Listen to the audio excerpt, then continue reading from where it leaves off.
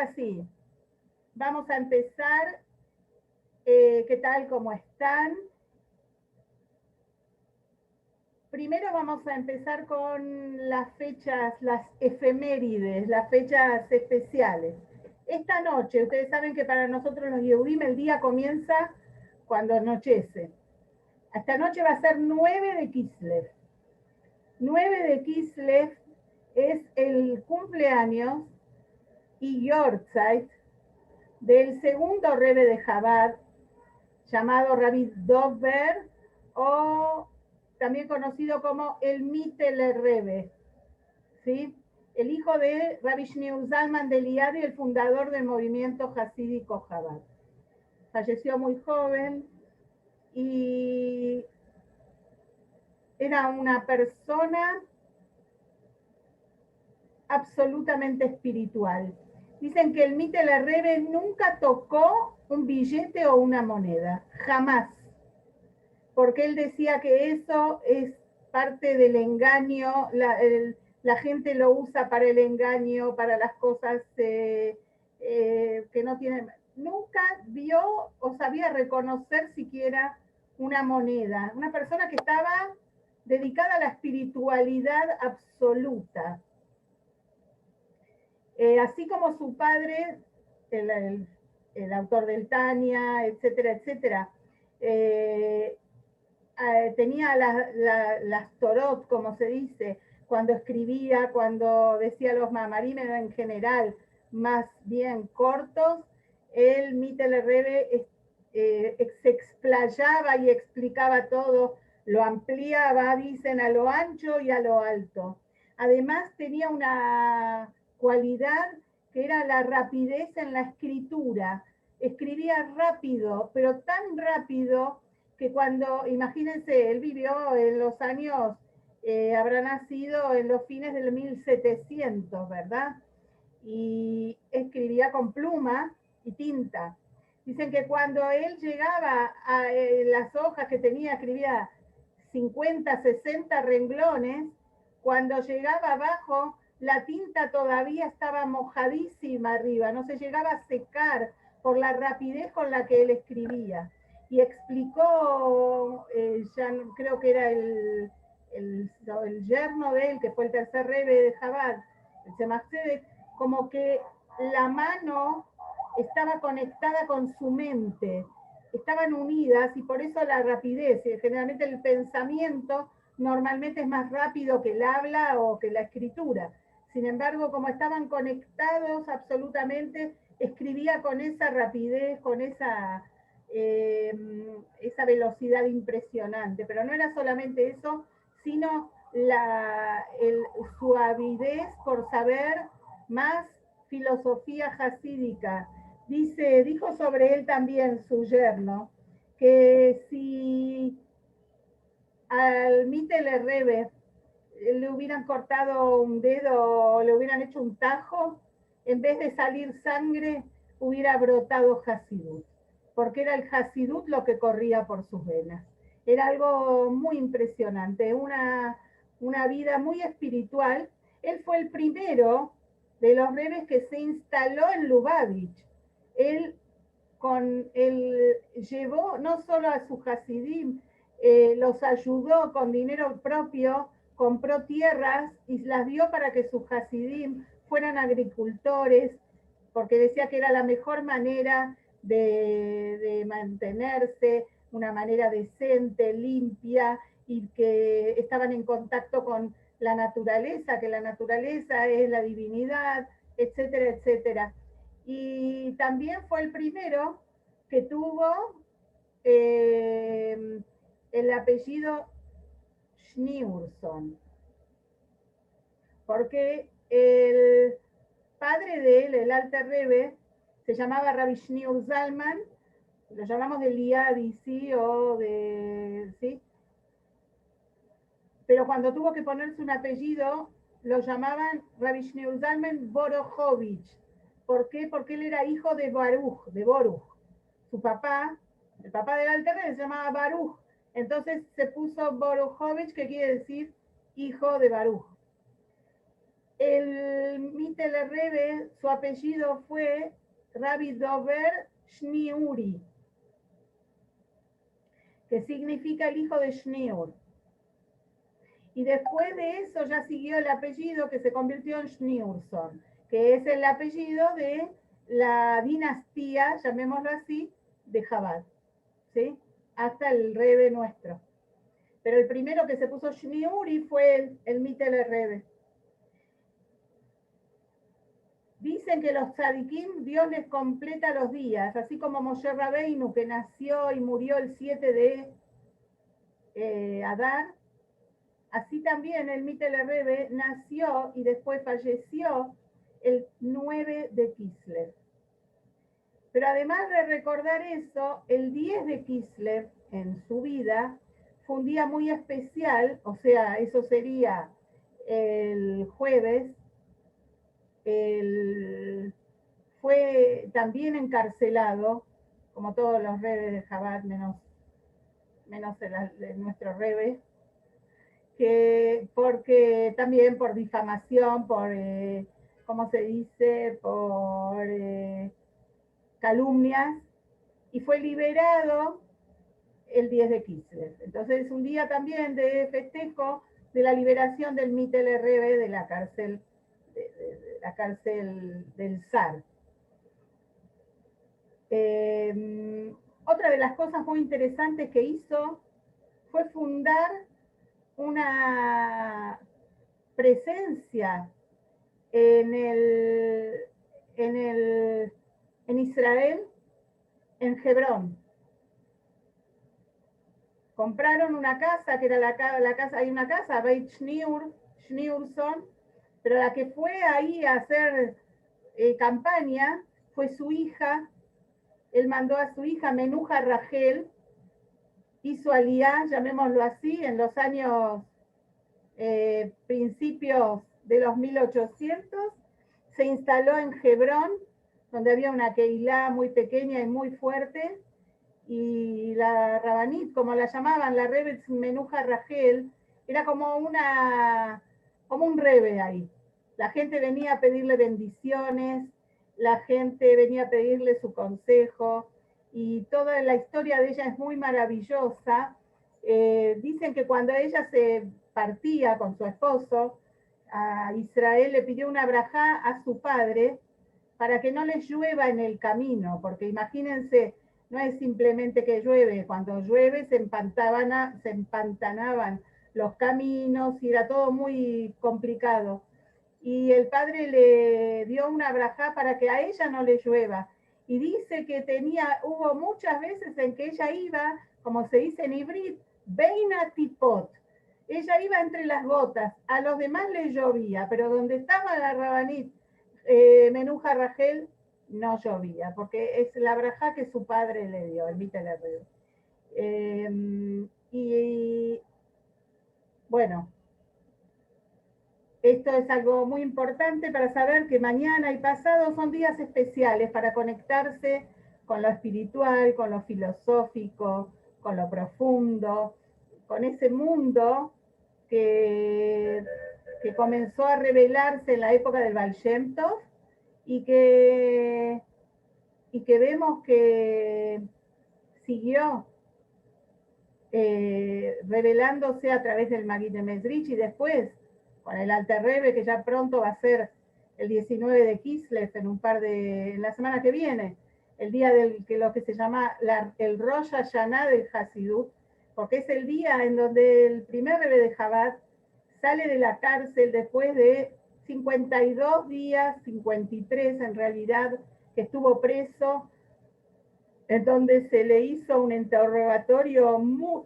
exhaustivo sobre qué significaba la Hasidut, la filosofía hasídica, y esto es visto como una acusación en el cielo, que quizás era demasiada exposición de las cosas profundas de la Torá a la gente común, y hasta ese momento el Hasidut, la filosofía hasídica, nosotros no nos podemos imaginar esto, porque hoy en día abrimos un libro en el idioma que hablemos, en español, en portugués, en hibrid ni que hablar, en inglés, en los idiomas que quieran, en ruso, y vamos a tener la interpretación de la Torá, de la parte más profunda de la Torá, y lo vemos como algo natural. En la realidad no es así. Esto no existía hace 300 años atrás. Solo un pequeño grupo, una élite, tenía acceso a esto. Y gracias a que el Alter Rebbe, sobre todo, bueno, el Baal Shem Tov fue el que comenzó, pero el Alter Rebbe, Avishniu Zalman de Liadi, quienes lo continuaron como su hijo, que mañana, esta noche es el Yortzeit, el Mittler Rebbe, abrieron y sacaron hacia afuera estos manantiales hasta punto tal que hoy, como dijimos, puede estudiarlo inclusive una persona que no solo que no, ni siquiera sabe hebreo, ni siquiera conoce el lashon, el idioma de la fuente, pero puede conocer y beber del agua del manantial, de la parte más profunda de la Torah, que es la que le da la vida, la que le da la vida a cada una de las partes de la Torah, de las mitzvot. Y esto es todo, bueno, justamente a través de los rebes que fueron dando estos conocimientos. Ahora vamos a pasar a la Mishnah de hoy. La Mishnah de hoy habla de dos personajes de la Torá, de la Biblia, del Tanaj, pero más bien de la Torá, que son muy conocidos. Uno es Abraham Avinu y el otro es Bilam Arrayá. Pero vamos a leer la Mishnah, la leo en castellano directamente, porque es larguita. Dice así: quien quiera posee las tres siguientes características es de los alumnos de Abraham, fue nuestro patriarca, y otras tres características es de los discípulos del malvado Bilam. Los discípulos de nuestro patriarca Abraham poseen un buen ojo, un espíritu humilde y un alma dócil. Los discípulos del malvado Bilam poseen mal ojo, un espíritu arrogante y un alma codiciosa. Voy a hacer acá, es la Mishnah número 19 del capítulo 5, la que estamos estudiando hoy. Vemos que acá nos dice, si alguien es alumno de Abraham, tiene que tener tres características. Y si alguien es discípulo de Bilam, tiene que tener otras tres, que son absolutamente opuestas. Los discípulos de Abraham tienen buen ojo, poseen un Ain Tová, sería en hebreo, un buen ojo, un espíritu humilde, son humildes, y también tienen un alma dócil, como lo dice en hibrid, Nefesh Felah, una persona que no es lo contrario de la arrogancia, es lo contrario de la codicia esto, ¿no? Y después nos dice que las características de los que siguen a Bilam Arrayá, ¿se acuerdan quién era Bilam? Bilam es el profeta de los Goim. ¿Por qué digo él? Porque fue el más importante de los profetas que tuvieron los pueblos del mundo, fuera de los profetas Abraham Israel. Él tuvo un nivel de conexión en profecía muy elevado. Sin bien lo usó para la impureza y la maldad, pero tenía un nivel de profecía muy alta. Dios se comunicó con él no una vez, sino muchas veces. Y los que son sus discípulos poseen un mal ojo, un espíritu arrogante y un alma codiciosa. Interesante, porque entre otras cosas en la Torá dice que él era visco. O sea, tenía, no sé si era visco, tenía un ojo desviado, Bilam. Y justo dice que tiene un Ain Ram, ¿no? Un ojo malo, bueno, pero también se le hacía también en la parte material, se le cumplía también eso. Y entonces sigue la Mishnah y dice, ¿Cuál es la diferencia entre los discípulos de Abraham, nuestro patriarca, y los discípulos de Bilam, el malvado? Los discípulos de nuestro patriarca Abraham disfrutan de los frutos de sus buenas cualidades en este mundo y heredan el mundo por venir, pues fue dicho, hay para que los que me aman hereden un bien eterno, el mundo por venir, y yo sus depósitos llenaré en este mundo. Dios promete que a los que son así, tienen las tres características de los discípulos de Abraham Avinu, tienen premio en este mundo y en el mundo por venir. Y más los discípulos del malvado Bilán heredan el Geinom, el infierno, y descienden al abismo más profundo, pues fue dicho, y tú, Dios, los arrojarás al abismo más profundo, los hombres sanguinarios y embaucadores no vivirán la mitad de sus días, mas yo confiaré en ti. Esto trae seguramente, ¿cómo se llama? David Amélez, es un versículo del Tehilim. Entonces, vamos a lo que es, ¿cuál es la diferencia en tener un ojo bueno o un ojo malo? ¿Vieron cuando dicen, me metieron el ojo? ¿Qué quiere decir me metieron el ojo? ¿Sí? Eso que lo llama, tiene que ver con el mal de ojo, llamémoslo así, pero acá estamos hablando de las intenciones de las personas. ¿Qué significa tener un buen ojo? Tener un buen ojo significa tener amor al prójimo. Significa que cuando al otro le va bien, y yo veo, doy testimonio de que le va bien, entonces me pongo contento, me alegro con el otro, disfruto de que al otro le va bien.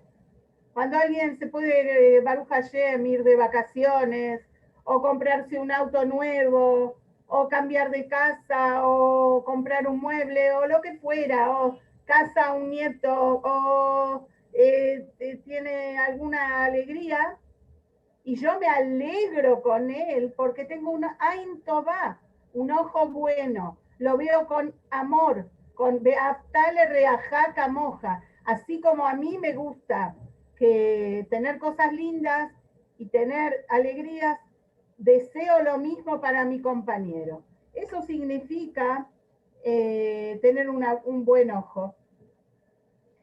El Ain Arra, ¿qué significa? El ojo malo está conectado generalmente con el Satán, con todo lo que es negativo. Alguien que no puede soportar que al otro le vaya mejor. Alguien que no se pone contento cuando el otro tiene algo bueno y lo desea, lo codicia. ¿Por qué lo tiene que tener el otro y no yo? ¿Por qué el otro y a mí yo me lo merezco más? Eso es lo que es el Ain Ra, el mal ojo. El ojo malo significa ver, además, lo negativo en el otro. Una vez vino uno de los hijos del Rebbe, si no me equivoco, uno de los hijos del Rebbe Rasha, no. Uno de los hijos del Rebbe Maharash preguntó, o el Rebbe Maharash era, ¿por qué la persona tiene dos ojos? Si tenemos una boca y tenemos una nariz en la cara, ¿por qué dos ojos? Entonces el Rebbe le contestó, porque tenemos dos ojos para utilizarlos de la siguiente manera. Con el ojo derecho, que es el que simboliza el Gesed, la bondad, la derecha, en la parte cabalística, simboliza el Gesed, la bondad. Con eso tenés que mirar a tu prójimo. Con eso tenés que mirar al otro. Quererlo, justificarlo cuando a veces se equivoca, ayudarlo, mirarlo siempre con el ojo derecho. El ojo izquierdo es para mirar lo que no te hace falta, es para mirar los lujos que te querés dar, es para mirar los honores que crees que mereces, etcétera, etcétera. Eso es lo que no hace falta, se mira con el ojo izquierdo. Pero acá también significa esto, el que usa el ojo derecho y lo usa como corresponde, entonces siempre quiere lo mejor para el otro. como los alumnos de Abraham Avinu. ¿Cómo era Abraham Avinu? Abraham Avinu todo lo daba para el otro. Abraham Avinu no era que primero se atendía a él, estaba con todos los sirvientes que lo apantallaban y él estaba tirado tomando un daiquiri en el medio del oasis y los demás trabajaban. Él tenía, es verdad, una persona rica, pero se la pasaba ayudando a los demás, buscando invitados, gente para que venga a resguardarse en su hotel que tenía un Airbnb o un bed and breakfast, qué sé yo lo que tenía ahí, sí, era así, se llamaba un Eshel. Ahora en Israel, cuando vos lo llaman el Eshel, que es Agila Shtia Lina, que es comer, tomar y dormir. Era un bed and breakfast que él tenía, breakfast y también le daba lunch y también le daba dinner, le daba todo. Ahora era todo para el otro. De lo que quedaba, de las migas que quedaban, de las sobras que quedaban, ahí se sentaba y comía. Pero no es que él se hacía los grandes manjares para él o para Sara. Vemos que él era todo para los demás. Y así son los alumnos de Abraham Avinu. Los alumnos de Abraham Avinu todo lo ven bien para el otro, siempre lo ven bien al otro, lo ven que hay que mirar al otro con humildad, hay que mirar al otro con amor, brindarse, esto es lo que nos enseña la Torá. Y entonces, gracias, entonces lo que aprendemos de esto también es que tenemos a los alumnos de Abraham Avinu, tenemos los alumnos de Bilam, que son todo lo contrario, que son quienes son codiciosos, quienes creen que todo les corresponde a ellos. Después si sobra algo, se lo doy al otro. Son orgullosos, son arrogantes. Entonces, quiere decir que acá tenemos dos extremos. En realidad hay tres tipos de personas, no hay dos. Porque estos dos son los extremos. Los que son los talmidim de Abraham Avinu y están los talmidim de Bilam Arashá. Pero después tenemos los del medio. Los que tratan de ser mejores, pero también que tenemos alguna fallita, que tenemos a veces nos agarra un poquito de envidia o que nos parece, bueno, las diferentes cosas. Entonces tenemos los tres tipos de personas. Están aquellos que son los extremos, y nosotros tenemos que tratar de siempre irnos para el extremo de Abraham Avinu. Nosotros tenemos que tratar de ser como los alumnos de Abraham Avinu, que ellos realmente veían solamente el bien para los demás. Como trae que realmente era así. Ahora miren qué interesante. Para ver un detalle que tiene que ver con Abraham Avinu y Bilam Arashá. En la Torá, los dos, cuando son nombrados sus historias, en algún momento los dos tienen una escena, llamémoslo así, con el jamor, con un burro, porque era como la manera de transportarse, de trasladarse, mejor dicho, de un lado al otro. Entonces te cuenta cuando te dice que Abraham Avinu, Dios le pidió que le ofrende a su hijo, ¿qué le dice? Dice, vaya Jaboshet Jamoro, que Abraham Avinu, ¿se acuerdan que dijimos? No, me parece que eran otros shiur, pero Abraham Avinu, la grandeza de Abraham y la muestra de amor a Dios fue que cuando Dios le pidió que le ofrende a su hijo, después de 37 años que le había dado su hijo único, que le dijo, Itzhak, de vos va a salir la descendencia, pues de pronto un día le dijo, ¿sabes qué? Ofréndamelo. Y Abraham vino, no se retrasó, no se tomó, no le dijo, ¿sabes qué, Dios? Dame unos días para pasar con él. Ni siquiera lo hizo con tristeza. Otra persona hubiera hecho, bueno, me voy a hacer que me tarde más para poder estar más tiempo con mi hijo.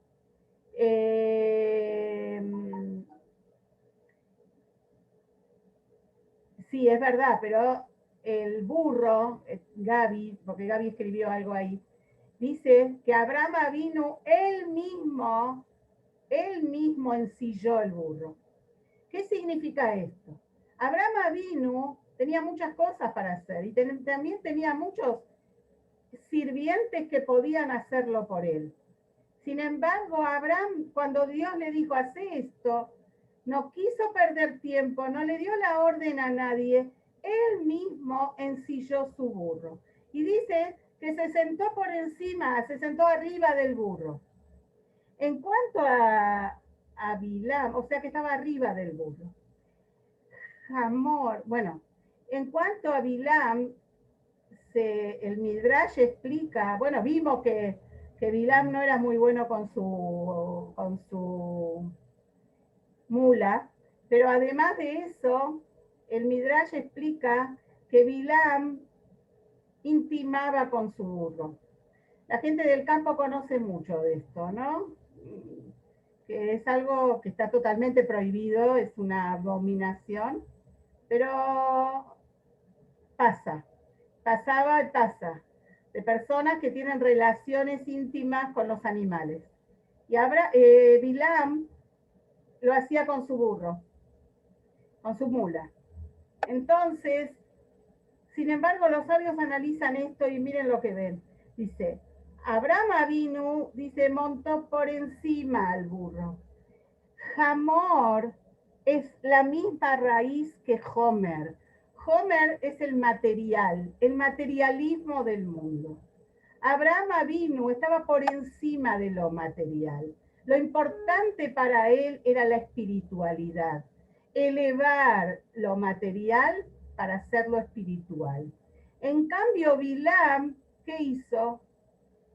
Tuvo relación con el Homer. Él ¿cómo se dice? Se sumergió, si se dice así, en la materialidad. Se unió a lo material. Lo importante de la vida de él era lo material, los placeres mundanos, todo lo más lejano de lo que fuera la espiritualidad. Entonces vemos la importancia de parecernos a los alumnos de Abraham Avinu, que es nosotros no solo somos los alumnos, nosotros somos los hijos de Abraham Avinu, y alejarnos del camino de Bilam Arashá. No sé si seguir una Mishnah más o vamos a ir a algo interesante que escuché. Les voy a contar algo que tiene que ver con también el tema de la palabra. Tiene que ver un poquito con la parshá de la semana. En esta parshá nosotros vemos, estamos viviendo ahora con nuestro patriarca Jacob. Jacob está en Harán, en ese lugar donde él va a buscar una esposa y al final se trae 4. Pero ahí funda a nuestro pueblo. Jacob, además, llega ahí porque se está escapando de su hermano Isaac, que quiere matarlo porque él se quedó con las bendiciones que su padre le dio, etcétera, etcétera. Pero se presenta algo muy interesante que es analizado por los diferentes exégetas. Todos conocemos la historia de que cuando él llega ahí a Harán, la ve a Rachel en el pozo de agua y se enamora de Rachel y la pide como esposa, ¿se acuerdan? Y su futuro suegro, Labán, que además era su tío y que era un corrupto absoluto, le dijo, trabaja primero 7 años gratis y te voy a dar a Rachel. Y él trabajó, dice la Torá, lo dice, que trabajó 7 años, le pasaron como si fuera un día, como días, porque tan enamorado estaba él de su esposa que esos 7 años le pasaron volando. ¿Qué pasó cuando llegó el momento de casarse? Cuenta la Parshá. El tío, que era un mentiroso, no le dio a Rachel, le dio a Lea. Lo engañó. Y cuando él se dio cuenta, dijo, ¿pero qué hiciste? ¿Me engañaste? No cumpliste con tu palabra. Labán le dijo, no, bueno, porque en la realidad porque hay un taladro acá al lado, no sé de qué será, perdón, si escucharon el ruido. Lo que pasa es que acá en esta ciudad, en este país donde nosotros vivimos, nunca se casa la hija menor antes que la mayor. Ahora, si querés, espera una semana y te casás con Rachel también y trabajás otros 7 años gratis. No le dio nada gratis, ni le reconoció que lo engañó ni nada. Porque Labán era de los alumnos de Bilam en realidad. Entonces, acá se presenta un conflicto que los exégetas, los mefarshim, como se dice en Ibrit, se preguntan. Es verdad que la Torá todavía no había sido entregada, pero los patriarcas cumplían la Torá de manera espiritual, o las mitzvot tenían una conexión directa con la Torá. La Torá prohíbe, ustedes saben que estaba permitido tener más de una esposa, pero lo que no está permitido es casarse con 2 hermanas. No se puede casar un hombre con 2 hermanas. ¿Por qué? Porque es lógico, es un sufrimiento a veces para las hermanas, por los celos, por diferentes cosas, ¿sí? Entonces la Torá lo prohíbe. ¿Y cómo Jacob, Bejira Abot, el más elevado de los patriarcas, se casó con 2 hermanas? Es una cosa que se preguntan todos. Bueno, hay muchas respuestas. Hay una respuesta, le voy a dar la más, la que vamos a entender más, pero después vamos a analizarlo, el tema de la palabra. Sí, es verdad que Rachel tuvo piedad, pero de todas maneras él no se tendría que haber casado. La cuestión es que en realidad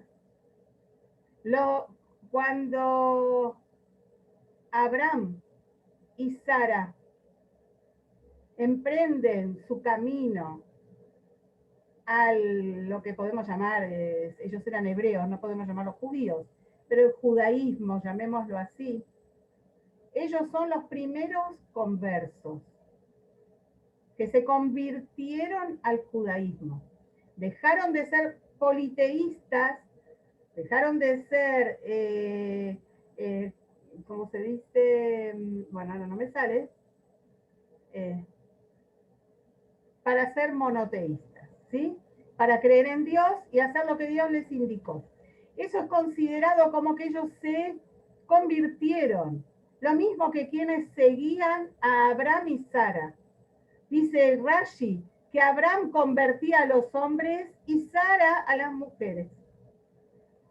Quiere decir que los patriarcas son, cuando se casaron, tanto con Rivka como después Jacob con Rachel y con Lea, también ellas tuvieron que pasar por una conversión.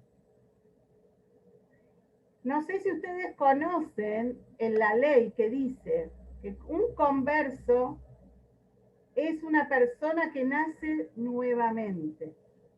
Cuando el converso, la persona que no era judía, se hace la conversión al judaísmo, es como que nace nuevamente. Por eso la última de las fases de una conversión es la mikve, el baño ritual. La persona se tiene que sumergir en una mikve que se asemeja al útero materno.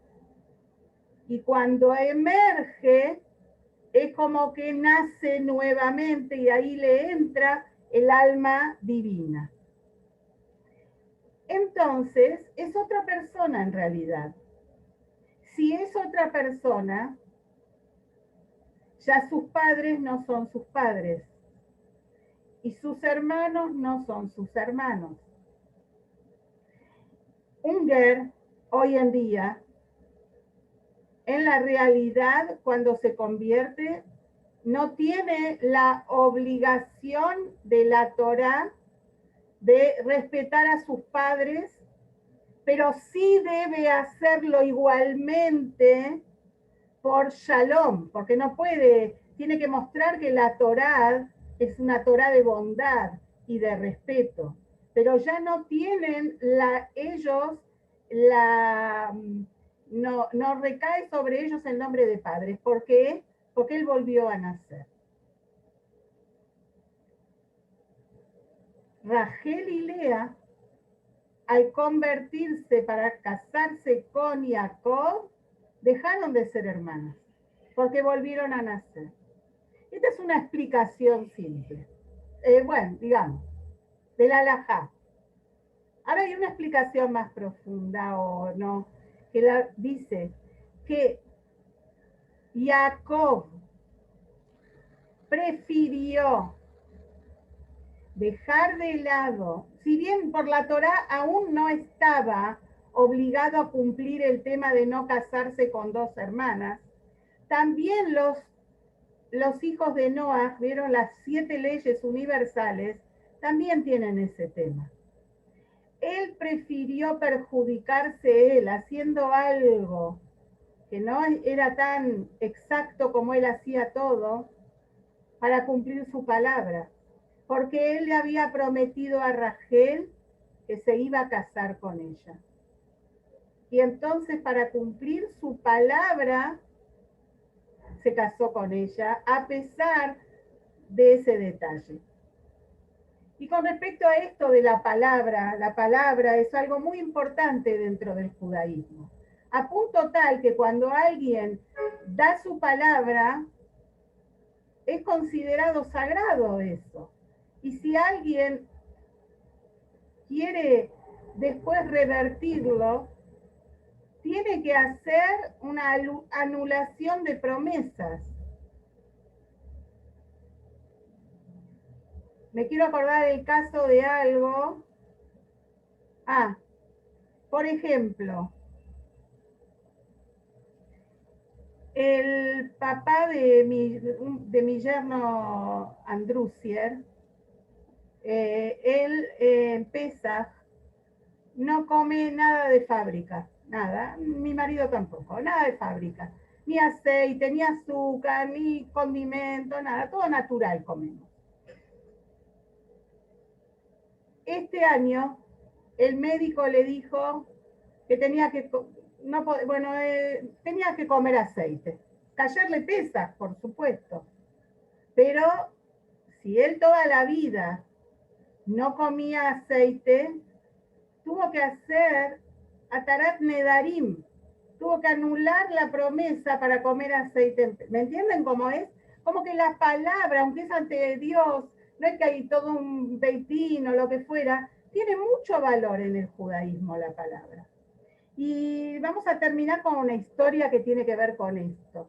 Cuenta el rabino Ashkenazi de Kfar Chabad que hace cosa de 9 años él empezó a ser rabino en el templo central de Kfar Chabad, y ahí entre los judíos, de los hasidim, perdón, que rezaba, estaba una persona, hay un yehudí, que es un sobreviviente del holocausto, pero que en sí mismo es un milagro. Él dice ahí, cuando él cuenta de esta historia que les voy a relatar, que cree que debe ser quizás el único que quede con vida,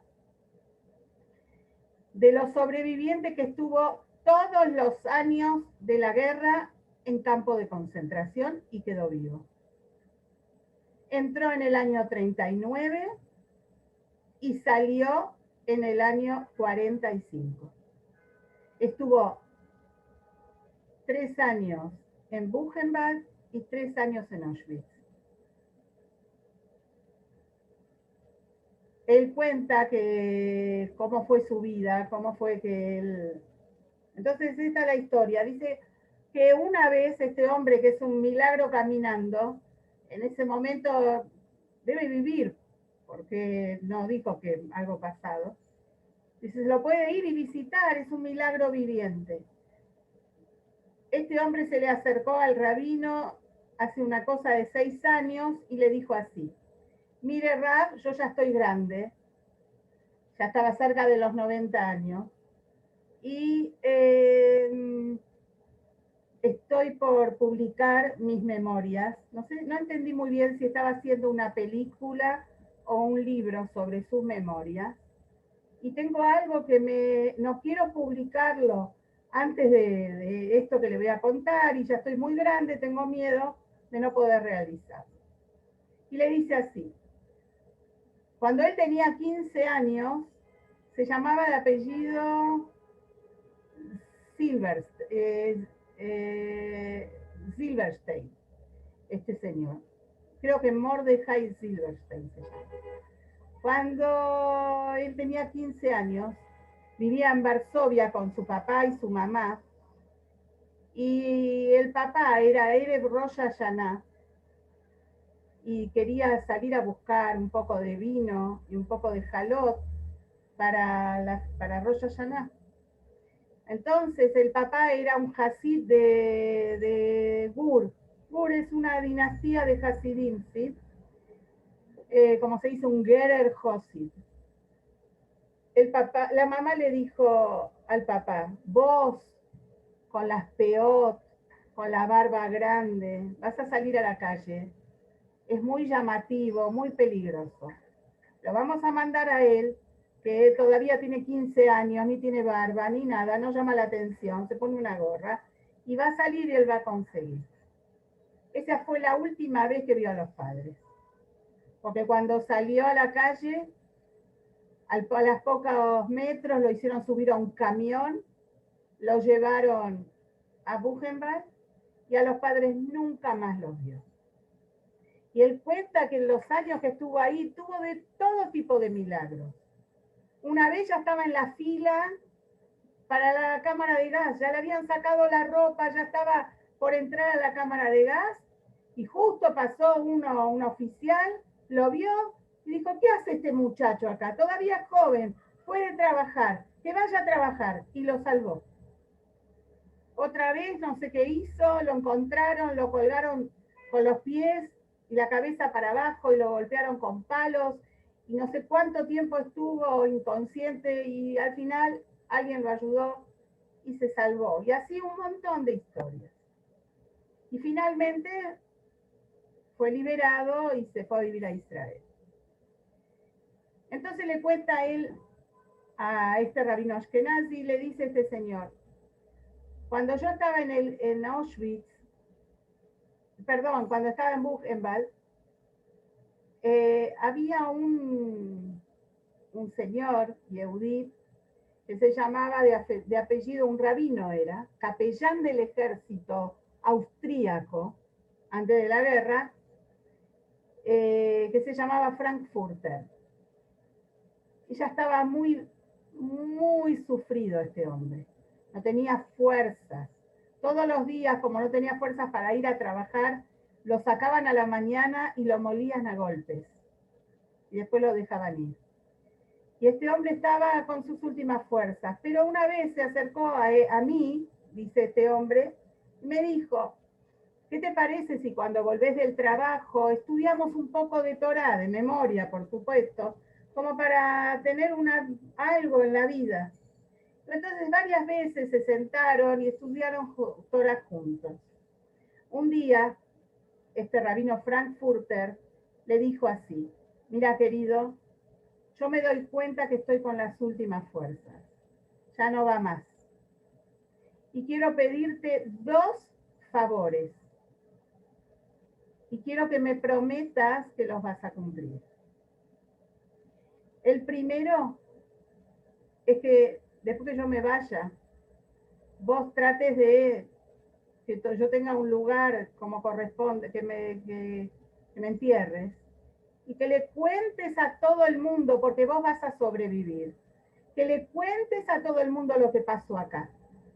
Que no te lo olvides de contar, que lo difundas, que todo el mundo sepa lo que pasó con el pueblo judío en el los campos de concentración.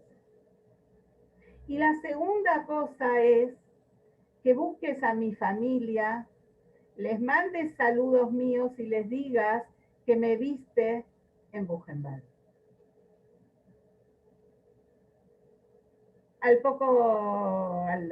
Un par de días o antes, este señor falleció. Y él con sus propias manos logró enterrarlo, algo que era terrible, porque si lo encontraban, lo mataban seguro. Y además, toda mi vida me dediqué a contar, dar charlas sobre lo que se vivió en el Holocausto. Más, él tiene un libro que justamente le dijo eso, pero yo me dediqué a contar, nunca me guardé nada, siempre conté sobre esto. Pero sobre la segunda promesa que le hice de encontrar a su familia, hice muchos intentos y nunca logré comunicarme, finalmente no llegué. Llegó a averiguar que quedó una hija que parece que se fue a Francia y no sé qué, pero nada más. Y como ahora ya estoy grande, estoy por los 90, te pido, rabino, ahora volvemos, ¿no? Acá a este rabino que está contando la historia, te pido que me ayudes a encontrar a la familia. Y él, todavía no era la época del WhatsApp, hace 6 años, pero ya había internet y se comunicó con los shluchim de Francia y esto y lo otro. Al final, la hija ya no sé si no vivía o no sé qué, pero tenía un nieto que vivía en Nueva York y que era psiquiatra, y entonces armaron una charla, ya todavía no teníamos esto, el Zoom no existía, pero ya estaba el Skype. Y entonces armaron una charla vía Skype y ahí él le pudo cumplir con la promesa que tenía y que lo angustiaba de contarle a la descendencia de este rabino Frankfurter que sepa de cómo fue la vida o los últimos momentos de vida de su abuelo y dónde estuvo y que en esos momentos pensó en él. Entonces vemos el valor de la palabra. Este rabino Ashkenazi decía, capaz que todo el tiempo que él sobrevivió tan milagrosamente y también la larga vida que tuvo, quizás es por la fuerza de esa promesa que todavía no había terminado de cumplir y que le daba esa, ¿no? La vida para que pueda realmente cumplir con su palabra. Entonces, esperemos que podamos cumplir con nuestra palabra, que sean palabras hermosas, las que tengamos que transmitir siempre, que sean buenas noticias las que siempre tengamos que transmitir, que solamente demos bendiciones a los demás, que Hashem nos escuche y nos haga, como se dice, la mejor cosa que puede ser uno es ser un mevaser tov, dar buenas noticias, que todas seamos mevaser tov y que la mejor noticia que le demos al mundo sea que el Mashiach ya está acá. Un beso grandote, las quiero mucho, todo lo mejor. Se pueden unmute. Gracias, Miriam. Nos vemos, si Dios quiere. Gracias, felicitaciones. Gracias a ustedes por estar. Un besito. Gracias. Chau. Gracias. Chau.